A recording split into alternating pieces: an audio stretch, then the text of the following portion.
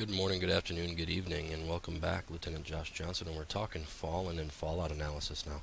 The introductory video started to talk you through what is Fallen and Fallout and what kind of data we're looking for. Well, the first thing we're going to begin with is we're going to begin with legacy data. And in order to keep our hot, cold, we're going to go right into CRIS.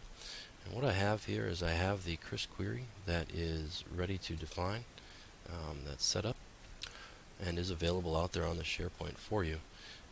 As soon as Internet Explorer wants to blow up and get me there. So now what we have is we just have an STH perspective. The reason we're not running an EOM and balancing is because all it does is show you the different amount of change. It doesn't show you what actually impacted that change. So what we're going to do is we're going to use an STH and a GL perspective from DEEMS to be able to piece together the individual transactions that caused the adjustments in our EOM balances for prior year appropriations. So what we have here is we have a simple STH. We're looking for the effective date of the fiscal quarter, the as of date of the month. We've brought in the BA, the appropriation, post date, the IAP-SYN. For those who have been around a while, the IAP-SYN can occasionally be handy when we're looking at things. We like travel order because we sometimes want to know what happened, traveler ID. IAPS long, there's the ADSN, there's your fund code, there's your FSR, PSR, all that fun stuff that we're used to seeing. Fund codes, Julian effective dates, and all of the accounting elements that you might need to be identifying. Notice we've also brought in the object class and the object subclass. Those in DEEMS will get very used to seeing the OC. Problem is, Legacy doesn't give you every OC for every EEC. There is a better way to do it, and we're going to show you that this way with using DQS in just a moment. So we'll go through the ESP, there's your PC code, there's your individual document number and your DOV. Balance ID is a big one, and then there's your amount and the Julian post date. So what we're looking for is we already have our STH, we're looking for current and or expired statuses. We're looking for fund code 58 because as NGB tracks it, we only track an O&M metric. By all means, add this. You could very simply switch this to say in and then add 56 in there or 30, depending on what other fund codes you wanted to see. This is as expansive as you need it to be. The pivot analysis tool will be able to be manipulated for however many times you want to look at it. Report date, what I'm looking for is I'm looking for any transaction that has occurred greater than or equal to October 1st, 2016.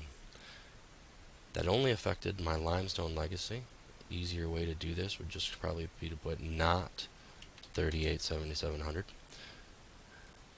because now we are pulling anybody not DEEMS. So if you're a Columbus and Limestone unit, for example, or just Columbus, now you'll be able to pull.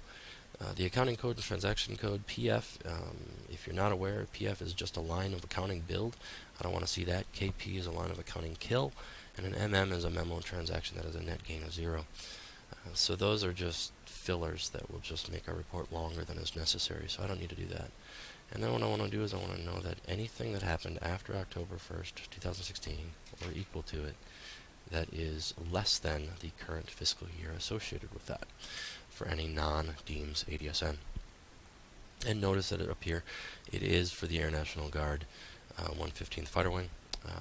If it defaults to your wing, air wing, air refueling wing, fighter wing, INTO wing, etc., then you can just run it as that. If you have multiple OACs and OBANs that are outside of the fighter wing, choose View All Air Force, bring your OAC and OBAN selections down here, and add those in as well to be able to format your right data.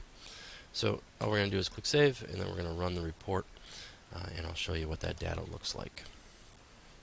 So now that we ran the report, we right-clicked and we exported the data to an Excel file. We end up here with all of our raw data all the way across that corresponded to those criteria sets that we looked at. And what we want to do now is just we want to save that data. And all we're going to do is, since CRIS is nice enough to export it into a Excel an Excel workbook, an XLSS for us, we'll just go ahead and process that save. So we want to make sure that that location is somewhere that we're going to have access. So if you've created a folder, said Fallen Fallout Analysis, or you have a reports folder, notice I'm just going to go ahead and save it in Fallout folder. It already defaults to that Excel workbook, which is the smallest size that we can want it to be under. and then you just go ahead and save. And notice that it's already there, and even though it says legas instead of legacy, oops, my fault the first time, I'm not going to go change it. I'm just going to continue to save over that existing data file. So once I save over that, I have the information there, and now I'm just going to go ahead and close out because I'm done with legacy, and we're going to shift to Deems to get our Deems data pulled in before we really start diving into the analysis. So this was a legacy pull.